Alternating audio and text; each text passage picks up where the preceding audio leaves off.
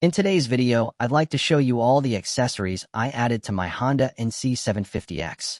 Sorry for the bike being so dirty, but as you will see from all the dirt, I rather drive it than wash it. And especially now in the autumn it gets dirty almost every day. But let's not stick with the cleaning and have a look at the upgrades I made. I hope you'll forgive me for all this dirt. First, there is a Kappa touring screen, bigger windshield plus adjustable visor, great for cold days. Till 80 kilometers per hour, I don't feel and hear almost any wind. And yeah, those two cracks are driving me mad. But it was my fault. This is Givey bracket for smartphone or GPS with USB charger, and here is the USB-C cable wrapped around. Actually, I don't use the bracket now, but want to buy a CarPlay screen and put it here. At least I attached a USB outlet to it, so it's not far. On that display, there is a screen protector to protect it from scratches.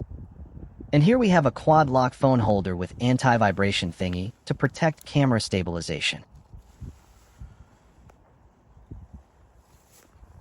I'm quite tall, so I also added handlebar risers that moved it around 2 centimeters up and 2.5 centimeters towards the rider for better comfort. These are Kappa hand protectors. They are just plastic, so it's just for wind and rain protection, not for falling, but very useful. It shifts the temperatures you can ride in. Heated grips from Honda Original Accessories. These are great, and it's connected with the bike display, so you can see there if you turn them on, and also the level of heating. Oh yeah, the Galactic Empire sticker. That gives the bike at least 10% more force. In this front compartment, the frunk, that is where a fuel tank usually is, there is an original Honda USB outlet. And something that is not visible from here, but under the plastic cover there is a K&N Sports filter. And this is smart battery charger cable, nice for the winter to protect the battery. There is one more hidden accessory under the cover, and that is Heeltech Thunderbox. This small box is smart enough to distinguish started bike, and it lets the power through. See the green light under the display? It's for additional lights, but it shows how it works. I don't like messing with electricity, and this was the easiest way to power other accessories, the lights and USB. And when you turn the bike off, it cuts the power in a few seconds. Cool, right? Here we have the Crosspro Aluminium engine guard. Handy not only when the bike falls, but also for attaching other accessories. Like additional lights, they are really great at night, and during the day they enhance visibility. I added also highway pegs for long rides where I can rest my legs. It seems silly, but when you're riding all day, it's really cool to change your position behind the handlebars. This is textile bottle holder. Yes, it is a bit of a bummer, but you don't have to take the keys out and open the trunk to get a drink. For peace of mind, I added a radiator protection from AliExpress, and looks like it works quite well. This piece of plastic added to a front fender is Mudguard Extension. Great for not getting so much dirt on the engine and radiator. Let's have a look at the additional lights again, how they shine. The front light is not a miracle, so this helps a lot at night. But I also use them during the day. It's better to be seen on that black bike. I know, I should have cleaned the bike. Sorry, it's really dirty. Under all that mess you might not notice added foot deflectors, original from Honda. Should help with the wind, and probably also with rain, but I don't have comparison how it works without them.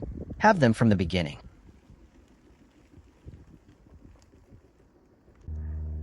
This thing slowly sinking in the wet clay is Kickstand Extension, which has been upgraded a little in the Alps by the tarmac, but is great for exactly this wet grassy surface so the bike doesn't tip over. This is my favorite upgrade, Leo Vinci Sport Exhaust. I usually drive it without the DB killer, as I really like the sound of the bike with the exhaust open.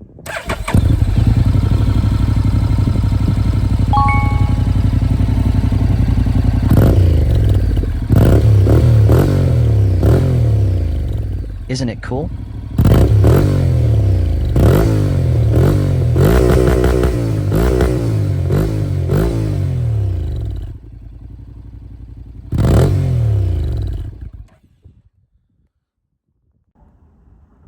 Another thing for protection, rear wheel hugger no to get too much dirt on the rear shock absorber.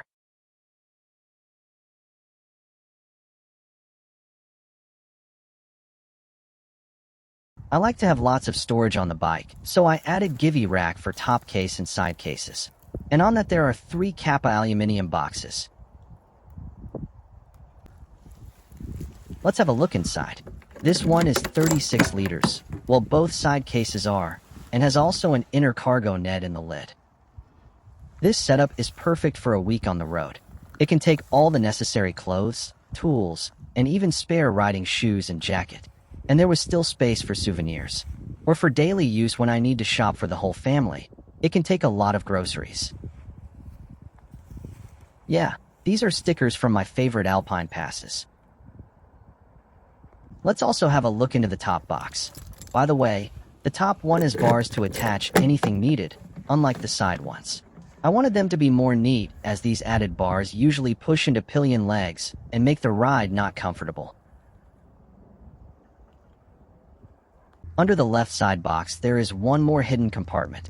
The Givi Toolbox and Toolbox kit for installation on these Givi bars. I have a few basic tools stored in there in case I want to ride without the panniers.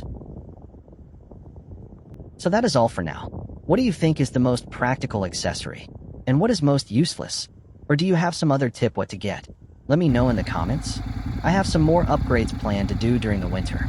I will make another video when they are done. So if you are interested in what else might be handy, please subscribe to my channel. See you in the next video.